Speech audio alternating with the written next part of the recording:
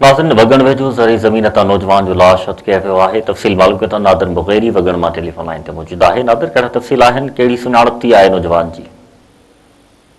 जी बिल्कुल मुबशर तव्हांखे आगाह कंदो हलां त ही वगण वेझो ॻोठ 11-13 भरिसां ज़रई ज़मीन मां जेको आहे सो नामालूम नौजवान जो जेको आहे उहो लाश हथ आयो आहे, जंहिंखे जेको आहे सो इलाइक़े वासियुनि लाश लावारिस हालत में ॾिसी करे हद जी पुलिस खे इतला कयो, जेको वगण पुलिस वाक़े वारे हंधि पहुची लाश खे जेको आहे सो पंहिंजे तहवील में वठी छॾियो ऐं जंहिंखां पोइ संदन जेको आहे सो जांच जेकी आहे उहा शुरू करे छॾी आहे। जॾहिं त होॾां राब्तो करण ते SHO वगण जेको आहे सो मेरान TV न्यूज़ सां ॻाल्हाईंदे चयो त 11-13 भरिसां ज़रई ज़मीन तां लावारिस हालत में नौजवान जो लाश जेको आहे सो इलाइक़े वासियुनि ॾिसी करे असांखे इतलाह कयो, जेके असां जेको आहे सो वाक़े वारे हंधि पहुची नौजवान जो लाश खणाए ऐं जेको आहे सो अस्पताल पहुतासीं ऐं उते जेको आहे सो टेक्निकल जेकी टीम आहे उनखे जेको आहे सो घुराए करे नौजवान जी जेके लाश जी जेकी सुञाणप जे लाइ उनखां जेको आहे सो फिंगर वग़ैरह वठी वरितोसीं, जंहिंखां पोइ संदसि नौजवान जी जेकी सुञाणप आहे उहा ख़ान मोहम्मद पुट बख़्शल ॿुड़ो जेको ॻोठ घटड़ तौर ते संजी जेको आहे सो सुञाणप थी आहे। ऐं जेको आहे सो जंहिं बाद जेको नौजवान जा जेके वारस आहिनि उन्हनि खे बि पिणु जेको आहे सो नौजवान जे फोथियण जो जेको आहे इतलाह ॾिनोसीं, जंहिंखां पोइ संदसि जा जेके वारस आहिनि उहे पंहिंजे फोती नौजवान जो लाश जेको आहे सो वसूल करण जे लाइ वगण अस्पताल पहुता, जंहिंखां पोइ संदसि जेको आहे सो फोती नौजवान जेको लाश आहे उहो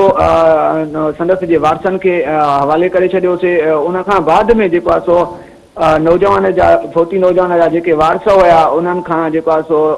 मालूमात वरितीसीं त संदनि जो चवणु हुयो त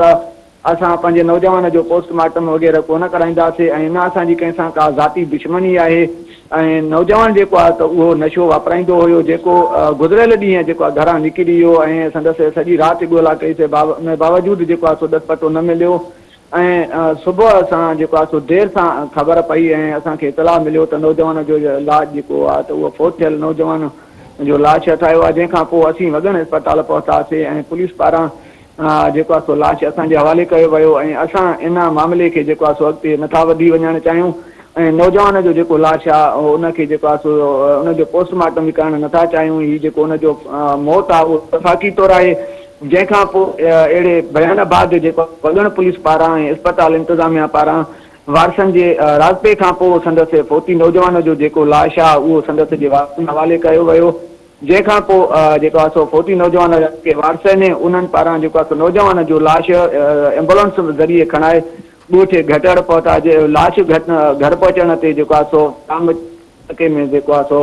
ॾौका पकड़ियो, जंहिंखां बाद में फोती नौजवान जा जेके मिट माइट ऐं अज़ीज़ जेके आहिनि उहे वॾे तादाद में संदसि जे जेको आहे सो तॾे ते पहुची विया आहिनि, जंहिंखां बाद में जेको आहे नौजवान जो जेको लाश आहे उहो सवें आलिन अखियुनि सां जेको आहे सो निमाज़ जनाज़ बाद संदसि जे अबाणे ॻोठ